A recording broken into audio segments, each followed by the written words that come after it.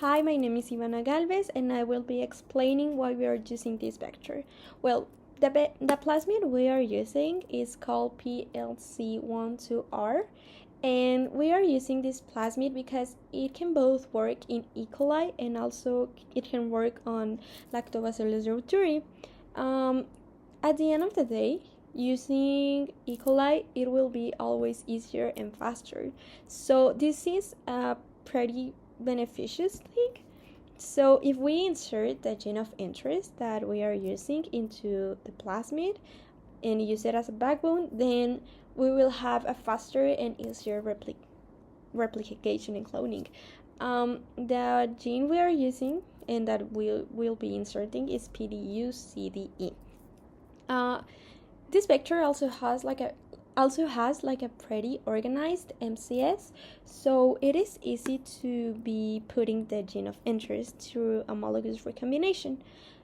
If we put homologous ends on both the gene of interest and the vector, the plasmid, then we will have the vector and it will be pretty easy to do. We can also eliminate the things that make it this vector be replicated on L reuteri. So this will be used as a selection marker because we will be creating a suicide vector. So when we put the gene of interest into the backbone, we have the vector and then we insert it on E. coli and it will start replicating. And it will not have the things that make it replicate on L reuteri, so it will not be replicated on L reuteri, and this will be a selection marker. And also, if we use counter selection, we will be able to eliminate the things that we don't want, because probiotic industry, it's a pretty regulated industry because it is the food industry, and the food industry needs to be pretty regulated. So if we eliminate the things that we don't want, such as